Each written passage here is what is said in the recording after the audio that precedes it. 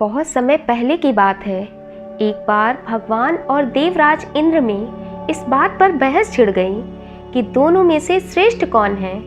उनका विवाद बढ़ गया। तभी अचानक इंद्र के मन में विचार आया कि यदि पृथ्वी पर कुछ सालों तक वर्षा बंद कर दी जाए तो पृथ्वी में हाहाकार मच जाएगा और लोग परेशान दुखी होकर त्राही त्राही करने लगेंगे। तब भगवान पृथ्वीवासियों को कैसे जीवित रख पाएंगे।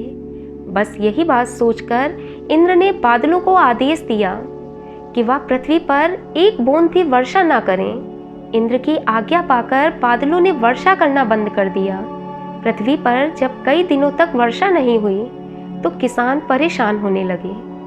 उन्होंने सोचा, यदि यह लड़ाई ऐसे ही कई वर्षों तक चलती रही तो वह अपना कर्म ही भूल बैठेंगे। उनकी आने वाली संतानें भी कर्म करना भूल जाएंगी।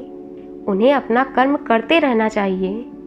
यह सोचकर उन्होंने कृषि कार्य शुरू कर दिया। वे अपने अपने खेत जोतने लगे।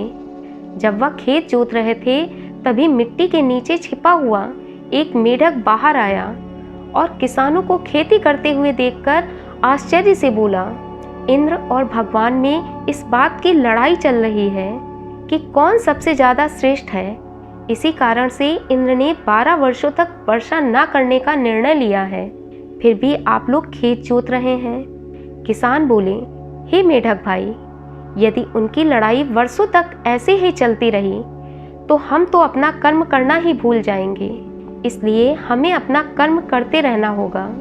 मेढक ने सोचा, अगर ऐसी बात है तो मैं भी टर्राता हूँ, क्योंकि अगर वर्षा का इंतजार करूँगा तो मैं भी टर्र टर्र करना भूल जाऊँगा।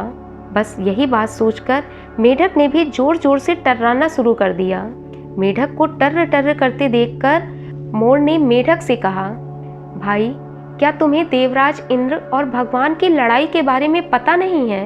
इंद्र ने 12 वर्षों तक बारिश ना करने का निर्णय लिया है।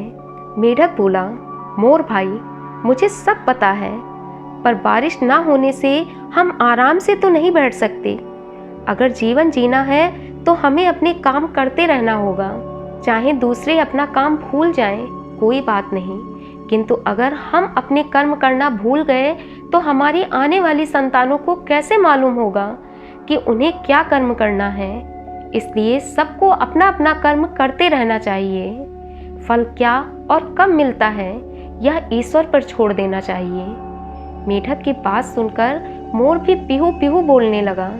देवराज इंद्र ने जब देखा कि पृथ्वी पर सभी प्राणी अपने अपने कार्य में लगे हैं तो उन्होंने सोचा कि शायद इन्हें पता नहीं है कि मैं 12 वर्षों तक नहीं बरसूंगा, इसलिए ये अपना अपना कर्म कर रहे हैं। मुझे जाकर इन्हें सच बता देना चाहिए।